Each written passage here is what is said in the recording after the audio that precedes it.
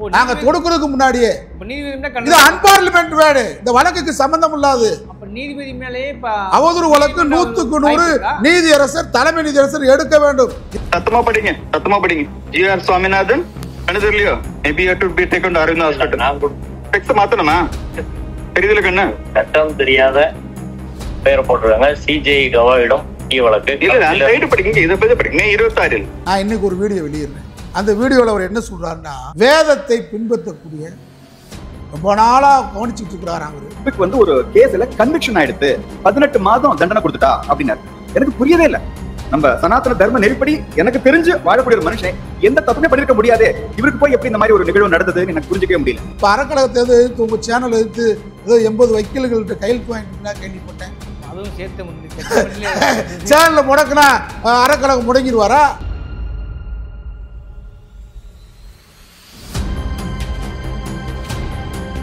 நான் கூட கோழைன்னு சொல்றதுக்கு வருத்தப்பட்டிருப்பேன். ஆனா இப்போ நான் திரும்ப சொல்றேன், நீங்க ஒரு கோழை தான்றாரு இல்லையா? அப்ப இந்த வார்த்தைகள்லாம் சரியா? நீதியரசர் வேலையை வந்து கோழை சர்டிபிகேட் கொடுக்குற வேலை இல்லை. அதான் நான் ரெக்வஸ்ட் உங்க மீது நான் குற்றச்சாட்டு வச்சதான் நீங்க சொல்றீங்க.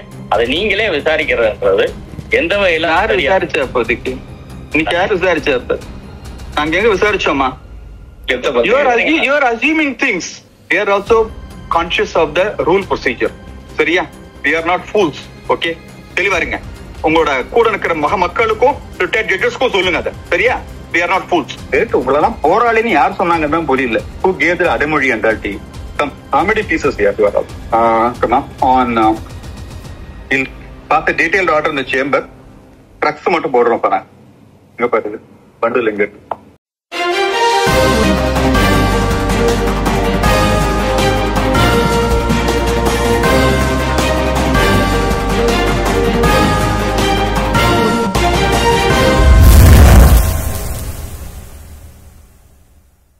வணக்கம், இது அறத்தின் கழகம். இன்று நாம் சந்திக்கிற மிக முக்கியமான அரசியல் ஆளுமை அண்ணா திராவிட மக்கள் முன்னேற்றத்தின் நிறுவனர், தலைவர், வழக்கறிஞர் திரு பசும்பொன் பாண்டியன் அவர்கள். சார் வணக்கம். வணக்கம். நேற்று வாஞ்சிநாதன் வழக்கில் தொடர்ந்து போயிருக்கீங்க. குறிப்பாக நீங்கள் தான் அதில் பிரதானமாக உள்ள நடந்த விஷயங்கள்லாம் வெளியே பேசுனீங்க. நீதிமன்றத்தில் வேறு என்ன நடந்தது? ஏன்னா வாஞ்சிநாதனுக்கு நீங்கள் ஆதரவாக நிறைய வழக்குகள் போயிருக்கீங்க. அதே போல் ஜி.ஆர். சுவாமிநாதனுக்கு ஆதரவாக நிறைய வழக்கு இருந்ததாக கேள்விப்பட்டோம். நீதிமன்றத்தில் என்ன நடந்தது?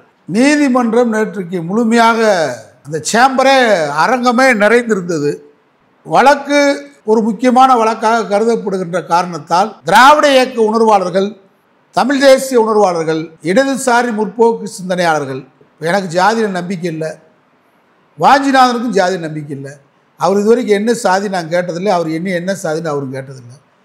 நாங்கள் கொள்கை சாதி. ஆனால் அங்கே வந்திருந்த வழக்கறிஞர்கள் நிறைய பேர் நாமம் போட்டிருந்தாங்க, நிறைய பேர் பூணல் போட்டிருந்தவங்க. இவங்களாம் யாருக்காக வந்தாங்க? பாஜக வழக்கறிஞர்கள் நிறைய பேர் உள்ள வர்றதுக்கு காரணம் என்ன? இது பாஜகவுக்கு எதிரான வழக்கு இல்லையே. குட்டி வெளியே வந்துருச்சா? யாருக்காக யார் வந்திருந்தார்கள்? நாங்கள் சாதி மதம் கடந்து முற்போக்கு சிந்தனையாளர்கள் வாஞ்சிநாதனுக்கு வந்திருந்தோம். பாஜக சேர்ந்தவர்கள், நாங்கள் நாமம் போட்டவர்கள், RSS சித்தாந்தம் படித்தவர்கள்லாம் யாருக்காக அங்கே வந்தார்கள் என்பது நாட்டு மக்கள் பார்வைக்கு விட்டு விடுகிறேன். அங்கே நடந்த வாதங்கள் குறித்து நான் நீதிமன்றத்துக்கு வெளியே பேட்டி கொடுத்தேன். நீதிபதியை அவமதிக்க வேண்டும் என்பது வாஞ்சிநாதன் நோக்கம் அல்ல, எங்களை போனுடைய நோக்கம் அல்ல. முதல் ஒரு சார்ந்து செல்லுகின்ற பொழுது சில நேரங்களில் நீதி தவறக்கூடாது என்பதற்காக நீதிமன்ற உரிமையை நிலைநாட்டுகின்ற பொறுப்பு வழக்கறிஞர்களுக்கும் உண்டு. அதன் அடிப்படையில் தான் வாஞ்சிநாதன் அவர்கள் செயல்பாடுகள் இருக்கிறது. நான் பேசினதே திரும்ப சொல்ல விரும்பலை. ஒரு வழக்குக்காக சேஞ்ச் ஆஃப் வக்காலத்து அவர் போட்ட வழக்குக்கு அது அன்னைக்கு விசாரணைக்கு வருது. அதுக்கு இவரை கூப்பிட வேண்டிய அவசியம் இல்லை. ஏன்னா நீதியரசருக்கு தெரியும் சேஞ்ச் ஆஃப் வக்காலத்து போட்டுட்டார், அவர் பேர் கவுன்சிலிங்கில் இல்லை. எதுக்கே கூப்பிட்றாங்கன்னு தெரியாமல் இவர் போய் நிற்கிறார். பள்ளிக்கூடத்து பிள்ளைய ஆசிரியர் கேட்குற மாதிரி நிப்பாட்டி கேட்குறாங்க. ஒரு வழக்கறிஞரை நீதிபதி கேட்குற மாதிரி கேட்கல முதல். ஆனால் தெளிவான வழக்கறிஞராக வாஞ்சிநாதன் இருந்தார். அவர் எடுத்த கொள்கையில மாறலை. அன்னைக்கு அந்த வழக்கில் கோழையான்னு கேட்டது பெரிய சர்ச்சையாச்சு. நேற்றும் அந்த மாதிரியான செய்திகள் கேள்விப்பட்டதாக சொல்கிறோம். அதாவது குறிப்பாக கோழையான்றாரு. நான் கூட கோழைன்னு சொல்கிறதுக்கு வருத்தப்பட்டிருப்பேன். ஆனா இப்போ நான் திரும்ப சொல்றேன், நீங்க ஒரு கோழைதான்றார் இல்லையா? அப்ப இந்த வார்த்தைகள்லாம் சரியா? நீதியரசர் வேலையை வந்து கோழை சர்டிபிகேட் கொடுக்குற வேலை இல்லை. யார் கோழை யார் வீடு நீதிபதி சட்டத்தையாமலா பேசுவார்னு ஒரு கேள்வி இருக்குல்ல. சட்டத்துக்கு முற்றிலும் புறம்பானது. நான் சேலஞ்சு பண்றேன். அவர் நீதியரசர் அதிகாரத்தில் இருக்கலாம். நீதியரசர் அதிகாரத்தில் உட்கார்ந்த காரணத்தினாலதான் நீங்க யார வேணாலும் கோழைன்னு சொல்ல முடியுமா? உங்களை நாங்க சர்டிபிகேட் வாங்கணுமா? இல்ல அதை தாண்டி போராளியா நீங்க ஒரு காமெடி பீஸ், போராளியா காமெடி பீஸ், அரவிந்தர் போய் பாருங்க, கண்ணை பாருங்க, நீங்க டாக்டரா? இல்ல அது ஒரு சர்ச்சையே வேற விதமா ஒரு.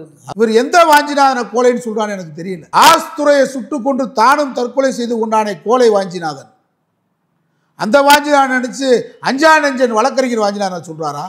எந்த அடிப்படையில் ஒரு நம்முடைய வழக்கறிஞர் வாஞ்சிநாதன் சொல்றாரு? ஆஸ்துரையை சுட்டு கொன்றவன் ஒரு கர்ப்பிணி பெண், தாழ்த்தப்பட்ட சகோதர கர்ப்பிணி பெண்.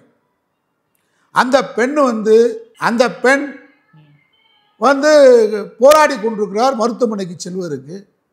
ஆஸ்துரை அந்த வழியாக வருகிறார். அவர் வந்து அந்த பெண்ணை இந்த வழியில் போகக்கூடாது, உயர் ஜாதி வகுப்பினர் இருக்கிறாங்கன்னு சொன்னால் அந்த வழியில் கூட்டு போயிட்டார். அந்த கோபத்தினால தானே சுதந்திர போராட்டத்துக்காகவா அந்த வாஞ்சிநாதன் வந்து ஆஸ்துரையை சுட்டான்? அந்த அவனை கோழை என்று சொல்லுங்கள். ஆனால் நீதிபதி வேலை வந்து யாருக்கு கோழை என்று இவர்கிட்ட நாங்கள் வந்து பட்டம் வாங்க முடியும். சிறந்த வழக்கறிஞர் வேணா சொல்லலாம், அது கூட அவர் சொல்ல வேண்டிய அவசியம் இல்லை. நீதியரசில் நாங்கள் சிறந்த வழக்கறிஞர் பட்டம் வாங்க வேண்டிய அவசியம் இல்லை, தேவையும் இல்லை. இப்போ நீதியரசுடைய வேலை மதுரை பெஞ்சில் உட்காந்துக்கிட்டு யார் கோழை யார் போராளின்ற சர்டிஃபிகேட் விட்டு கேட்குறோமா? நாங்கள் அதுக்கு அப்ளிகேஷன் போட்டிருக்கோமா? எங்கள் வழக்கு அது சம்பந்தமாவா? கோழையா போராளியான்னு கேட்கறது நீதியரசர் வேலையா? இது எங்கள் வேலை இல்லை. சாவார்கார் கோழை 13 முறை மண்டியிட்டு ஆங்கில ஏகாதிபத்தியத்திடம் பிழைப்பூதியை வாங்கி பிழைத்த சாவார்கார் கோழைன்னு சொல்றான். எங்க மாதிரி வழக்கறிஞரா நீங்க வந்து அந்த பதவியிலிருந்து இறங்கிட்டு வந்து ஒரு நொடி பொழுது வாஞ்சிநாதனை கோழைன்னு சொல்ல முடியுமா உங்களால? அப்ப நீங்க நீதிபதியா உட்கார்ந்து இருக்கனால உங்களுக்கு வானளவு அதிகாரம் இருக்கா? நீங்க அரசர் என்ற இருமாப்பு இருக்கா உங்களுக்கு? நான் நீதியரசரை கண்ணியத்துடன் பேசணும்னு நினைக்கிறேன். ஏன்னா அவதூறு வழக்கு போட்டா நாங்க நிரந்தரமா சிறையில இருந்துருவோமா? பாஸ்டிலே சிறையை உடைச்சதை படிச்சவங்க நாங்க. சிறையை உடைச்சு புரட்சி வரலையா? சர்வாதிகாரத்தின் உச்சி எங்க போகும்? சிறை உடைப்புக்கே போகும் இல்லையா? இங்க சர்வாதிகார நாடு இல்ல. உச்சபட்சம் வாஞ்சிநாதன் சிறையில தானே போட முடியும், என்ன சிறையில போட முடியும்? இப்ப அறக்கழகத்தை எதிர்த்து உங்க சேனல் எதிர்த்து ஏதோ 80 வக்கீல்கள்கிட்ட கையெழுத்து வாங்கிட்டு இருக்கா கேள்விப்பட்டேன். அதுவும் சேர்த்து சேனல்ல முடக்கினா அறக்கழகம் முடங்கிடுவாரா? இந்த வழக்கை கண்டு வாஞ்சிநாதன் முடங்கிடுவாரா? யாராந்தாலும் உள்ளதை உள்ளோடி பதிவு பண்ணுறதுக்கு எந்த சமரசமாக பண்ணுறது வேற. இந்த ஜட்ஜ்மெண்ட்லேயே வந்து அந்த சாதி பாசங்கிற வார்த்தையை மென்ஷன் பண்ணி நான் என்ன சொல்கிறேன், சேனலையும் குறிப்பிட்டு நேற்றைக்கு அவர் ஒரு வீடியோ வெளியிட்டிருக்காரு. நான் இன்னைக்கு ஒரு வீடியோ வெளியிடுறேன். அந்த வீடியோவில் அவர் என்ன சொல்கிறாருன்னா, வேதத்தை பின்பற்றக்கூடிய ரொம்ப நாளாக கவனிச்சுட்டு இருக்கிறாராம் அவர். இவங்க வீட்டுக்கிட்ட வந்து நின்றுக்கிட்டு இருந்தாங்களாம். ஒரு கூப்பிட்டாராம். நான் எதையுமே நீதியரசர் நீங்கள் சொன்னதை தான் சொல்கிறேன்.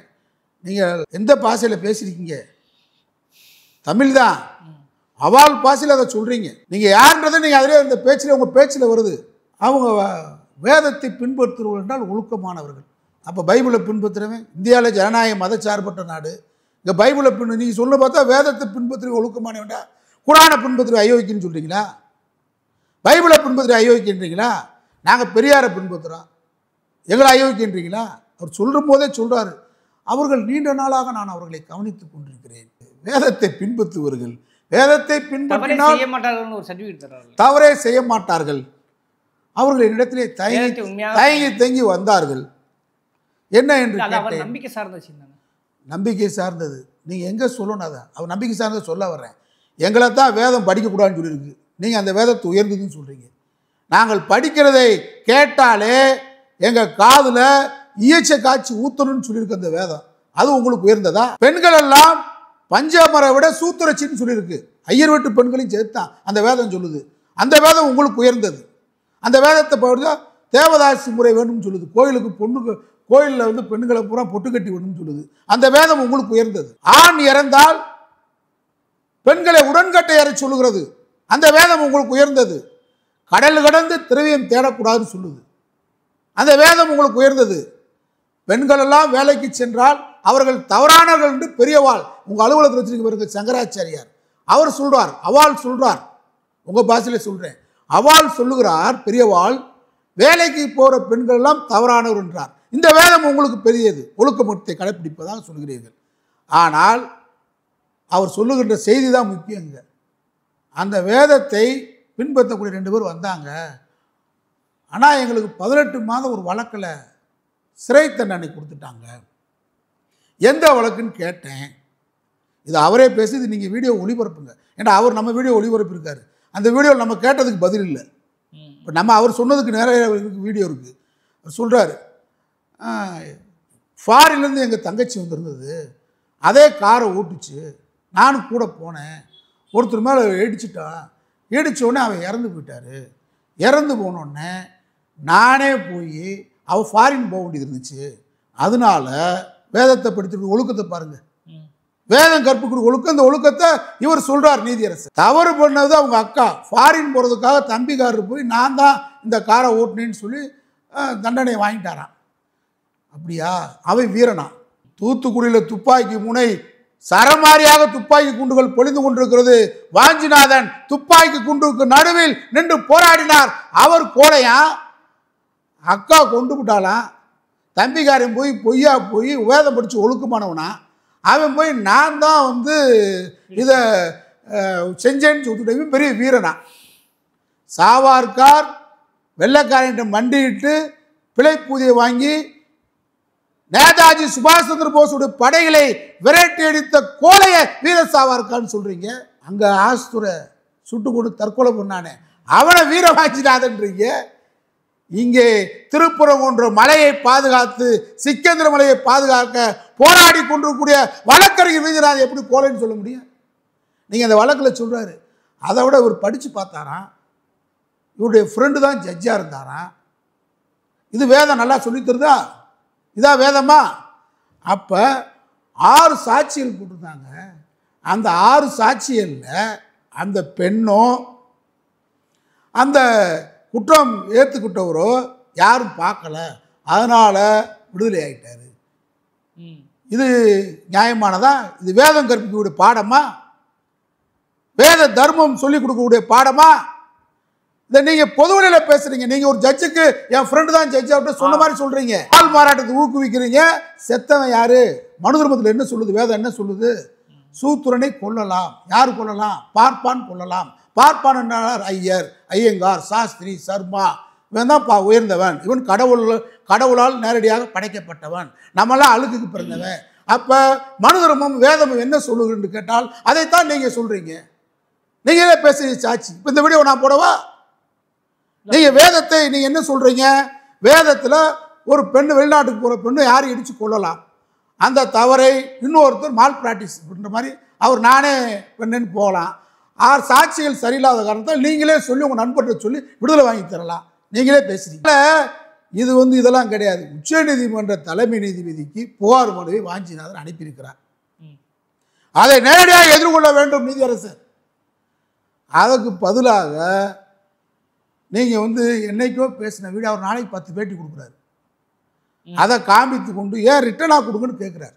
எழுத்துப்பூர்வமாக கேட்கு. எந்த நேரத்தில் எத்தனை மணிக்கு இதான வழக்கு? அக்கரன்ஸ்னா என்ன? சம்பவம் நடந்தது எங்கே, யார், எந்த யூடியூப் சேனலில், எந்த தேதியில், எத்தனை மணிக்கு, எது சம்மந்தமாக பேட்டி கொடுத்தார், என்னை எப்படி காயப்படுத்துறீங்க, வழக்கு போடுங்க. இன்னொரு வழக்குக்கு வர சொல்கிறீங்க. சேஞ்ச் ஆஃப் காலத்துக்கு கொடுத்த வழக்குக்கு வர சொல்கிறீங்க. அன்னைக்கு உங்கள் மேலே மிரட்டுறீங்க, கோலைன்றீங்க. திரும்ப கோலை. நீதிபதி ஸ்தானத்தில் உட்கார்ந்துக்கிட்டு நீங்கள் கோலைன்னு சொல்லலாம். நீங்கள் நாளைக்கு ராஜினாமா பண்ணிட்டு வளர்க்குறங்க 1 நிமிடம் சொல்லிட்டு தப்பிச்சிருங்க பார்ப்போம். அதுதான் வீரம். நீதிபதி மிலாடுகளுக்கு மரியாதை கூட. நான் என்ன சொல்கிறேன், நீதிபதி கோலை சர்டிஃபிகேட் கொடுக்குறதுக்கு அதிகாரம் இருக்கா? ஒருத்தரை பார்த்து நீங்கள் நீதிபதி பார்த்து கோலைன்னு சொல்கிறதுக்கும் போராளின்னு சொல்கிறதுக்கும் உங்களுக்கு என்ன? உங்கள்கிட்ட நாங்கள் மதிப்பீடு வாங்கணுமா? இப்போ இது நீதிமன்றத்தை அவமதிச்சது தானே? இல்லைப்பா, இப்படி இப்போ தலைமை நீதிபதிக்கு போயிடுச்சு. இப்போ தலைமை நீதிக்கு போது அவர் விசாரிப்பார் இல்லையா? அப்போ அங்கே என்ன டிபேட் நடக்குது? விசாரிக்க நான் என்ன சொல்கிறேன், புகார் கொடுத்துருக்காரு. இவர் புகார் கொடுத்துருக்காரு. நீதியரசர் சாமிநாதன் கொடுத்துருக்காரு. இந்த புகாரை தலைமை நீதியரசர் விசாரிக்கிட்டான். உண்மைத்தன்மை என்ன இருக்கோ அவர் என்ன தீர்ப்பு சொல்கிறாங்க, தீர்ப்பை தலைவணங்கி ஏற்றுக்கொள்வோம். அதில் மாறுபட்ட கருத்து இல்லை. ஆனால் இவர் இந்த வழக்கை பயன்படுத்தி நீதிபதி என்ற பதவியில் உட்கார்ந்துற காரணத்தால் ஒரு போராளியை நீ கோலைன்னு சொல்றதுக்கு இவருக்கு தகுதி இல்லை. சட்ட தகுதியும் இல்லை, யோக்கியதும் இல்லைன்னு தான் என்னோட கருத்து. அதனால இவர் மேல நீதிமன்றம் யாரு? வழக்காடிகள் வரணும், வழக்கறிஞர் வரணும், நீதியரசர் வரணும். ஆனா வழக்கு நீதிமன்றத்துடைய ஒரு அங்கம்தான் வழக்கறிஞர். அந்த வழக்கறிஞரை நீ போராளி வழக்கறிஞர்களை பலகீனப்படுத்துவதற்காக உளவியல் ரீதியா இது பாசிச போக்கு, இது பாசிச போக்கு, நாசிச போக்கு தான். ஒரு போராளியை மன உளவியல் ரீதியாக ஒரு ஆயிரக்கணக்கான வழக்கறிஞர்கள் முன்னிலையில் இன்னைக்கு உலகம் முழுவதும் பார்க்கக்கூடிய அடிப்படையில் கோலைன்னு சொல்ற வார்த்தை முழுக்க முழுக்க நீதிமன்றத்துக்கு விரோதமானது, சட்டத்துக்கு விரோதமானது. இது நீதிமன்ற அவமதிப்புக்கு தானாகவே முன் நீதியரசு எடுக்கணும். நீதிபதி மேல நாங்க தொடுக்கிறதுக்கு முன்னாடியே இது அன்பார்லிமெண்ட் வேர்டு, இந்த வழக்குக்கு சம்பந்தம் இல்லாது. நீதிபதி மேலே அவதூறு வழக்கு 100க்கு 100 நீதியரசர், தலைமை நீதியரசர் எடுக்க வேண்டும். இதான் உண்மையான சட்ட முன்னுதாரணம்.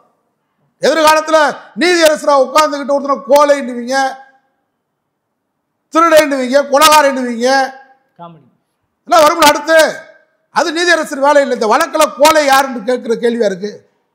வாஞ்சிநாதன் கோலையா இல்லையா அப்படின்ற வழக்கு, அது குற்றவாளியா இல்லையாங்கிறது, குற்றவாளியா இல்லையான்னு கூட சொல்ல முடியாது. இல்ல பேசி அவர் எழுத்துப்பூர்வமா கொடுக்கவே இல்லையா குற்றத்தை, சார்ஜஸ் கொடுக்கணும்ல. ஓகே, இது இறுதி எப்படி சொல்லுவா, இறுதியா என்ன மாதிரி போக வாய்ப்பு இருக்கு, என்ன சொல்லுவாங்க? இறுதியா நம்ம என்ன சொல்றோம்னு கேட்டா, நீதியரசர் அவர் வேலையை பார்க்கணும். சட்டத்தினுடைய ஆட்சி நடத்துறாரு, ரூலிங் லா தான் சட்டம். அதை தவிர்த்து விட்டு போராளியா குற்றம் சொன்னால் அந்த குற்றத்தை எழுத்துப்பூர்வமாக கொடுக்கணும், விசாரணை நடத்தப்படும். விசாரணை நீங்கள் நடத்த வேண்டிய அவசியம் இல்லை. உங்கள் மேலே குற்றம் சுமத்திருக்காரு, வேறு நீதிபதி தான் விசாரிக்கணும், தலைமை நீதிபதி தான் விசாரிக்கணும். அதனால் நிச்சயமாக நம்ம என்ன சொல்கிறோம்னு கேட்டால், போராளிகளை மன உளைச்சல் படுத்த முடியாது. அடிக்க தான் எந்திரிக்கும், சந்தனம் அரைக்க தான் மணக்கும். அதனால் போராளிகளை அழுத்தம் கொடுக்க தான் போராட்டம் வீரியம் பெறும் என்பதுதான் என்னுடைய கருத்தாகும். ஓகே, நேற்று ஏன்னா நீங்கள் நேரடியாக லைவில் போய் என்ன நடந்ததுன்னு சொல்லியிருக்கீங்க. அதை தாண்டி இப்போ ஜிஆர் சுவாமிநாதன் மேலேயே அவமதிப்பு வழக்கு தொடுக்கிறான், அத்தனை தாராளமாக எடுக்கணும் அப்படின்னு நீங்களே சொல்கிறீங்க. இப்போ வழக்கம் தொடுக்க போவதாக செய்திகள் வெளிவருகிறது. அதுக்கடல எல்லாத்தையும் இணைச்சி அங்கே நடந்த லைவான விஷயங்கள் அப்படியே கடுமையான விமர்சனம் முன்வைக்கிறீங்க. இதுவும் அப்படி மக்களின் பார்வைக்கும் நீதிமன்றத்தின் பார்வைக்கு விட்டுடுது. விவாதாச்சல் அறக்கலத்துக்கு நேரம் ஒதுக்கி பண்ணி சார். நன்றி. ஒரு சின்ன கருத்து இதில், நேற்றைக்கு மதுரையில் எச் ராஜா பேசியிருக்காரு. ஆமாம், அதுவும் ஒரு உரம் போயிட்டு இருக்குதே. அதாவது உடம்பு முடியலன்னு சொல்லி தான் முன்ஜாமீன் வாங்கினார். ஆமாம், இவர் வீரன் யாரு, ஹைகோர்ட்டாவது மயிராவுன்னு கேட்ட எச் ராஜா மேலே நம்ம நீதியரசர் ஜிஆர் சுவாமிநாதன் நடவடிக்கை எடுக்க மாட்டார். ஏன்னா ஹைகோர்ட் மயிரா ஹைகோர்ட்டான்றது அவர் தான் முடிவு பண்ணணும். ஏன்னா எச் ராஜா பூணல் போட்டிருக்கிறதுனால எடுக்க மாட்டாங்களோ நமக்கு தெரியல. இதுதான் நான் சொல்ல வர்றேன். வாஞ்சிநாதன் எந்த இடத்துலையும் ஹைகோர்ட்டாவது மயிராவுன்னு சொல்லலையே. ஆனால் ஹைகோர்ட்டாவது மயிராவுன்னு கேட்டுட்டு அதான் ஹைகோர்ட் எந்த நீதிபதி எடுக்கலை, மன்னிப்பு கேட்டார். ஆனால் அவர் யார் மன்னிப்பு கேட்குற பரம்பரை தானே, சாவார்கார் பரம்பரை. அதனால நேற்றுக்கு நீங்கள் பார்த்தீங்கன்னா முன்ஜாமீன் எடுத்தார் நம்ம மதுரை ஆதீன வீரன். அவரை வீரன் பட்டம் கொடுக்க பயந்து கொண்டு எனக்கு உடல்நலம் சரியில்லை, 60 வயது ஆகிவிட்டது. நீதிமன்றமும் பரிசீலனை பண்ணி ஒரு ஆதிநகரத்திற்கு கொடுத்துச்சு. படுத்துக்கொண்டு விசாரணைக்கு ஒத்துழைக்கலன்னு நீதிமன்றம் புகார் கொடுத்துருச்சு. நீதிமன்றத்தில் காவல்துறை புகார் கொடுத்துருச்சு. ஆனால் மறுநாள் எங்கே இருக்கார், கம்பீரமாக மோடி கூட்டத்தில், திருச்சியில் நடந்த கூட்டத்தில் உட்காந்து. இவருக்கு உடல் பலகீனம் சொல்லிருக்கீங்களே, இவரை வீரன்னு சொல்லுங்க எச் ராஜா. நான் அடுத்து அவரை பெற சொல்ல விரும்பலை.